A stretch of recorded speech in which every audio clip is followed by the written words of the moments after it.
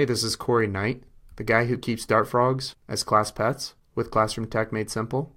And before we move on, I just wanted to share, from this point on, I've updated my screencast software, so you may actually see a little bit different annotations that I'm going to use in my screencast.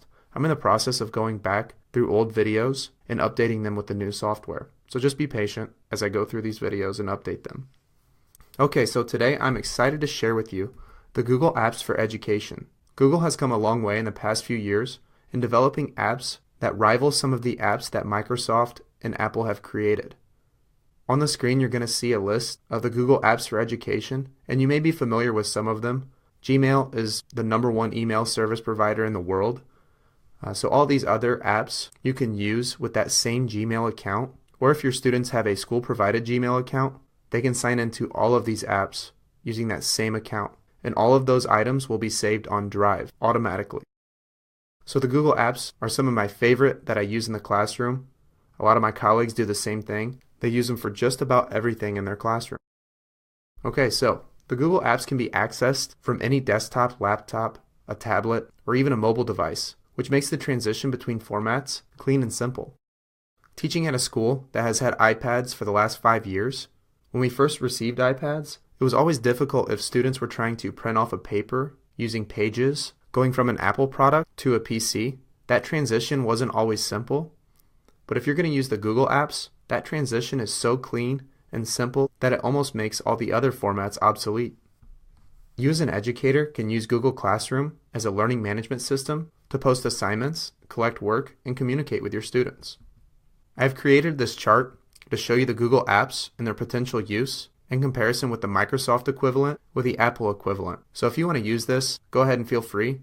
I found that when I started with the Google Apps, I seemed to get some of them confused. Google Sheets is used for creating spreadsheets. The Microsoft equivalent is Excel, and the Apple equivalent is Numbers.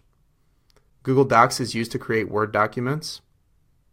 Google Slides is used to create presentations.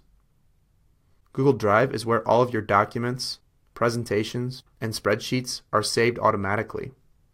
And Google Classroom is a learning management system where you can post your assignments, collect work, and communicate with your students. Microsoft and Apple have not come out with the equivalent of Google Classroom at this point, so Google kind of stands by themselves in that category. With all of these tutorials, we like to incorporate web's depth of knowledge. So with the Google Apps, it just depends on what task you assign your students to determine which level it will fall on web's depth of knowledge scale. If you haven't already downloaded the web's depth of knowledge cheat sheet, please do so and visit our website at classroomtechmadesimple.com.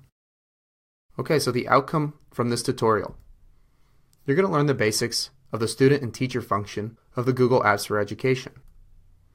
You're going to learn how students can collaborate on projects together using Google Apps for Education. Simply put, students can edit the same document from different devices at the same time. And you can track the work that each student does and hold them accountable, so not one student is going to do all the work while everyone else gets the credit. You're going to learn to apply the 5 main Google Apps. Google Classroom, which is that learning management system that we talked about previously. Google Drive, which is the storage for all of your documents, presentations, and PDFs, or whatever you create. Google Docs for creating Word documents. Google Slides for creating presentations. And Google Sheets for creating spreadsheets. Alright, so let's go ahead and get started with this.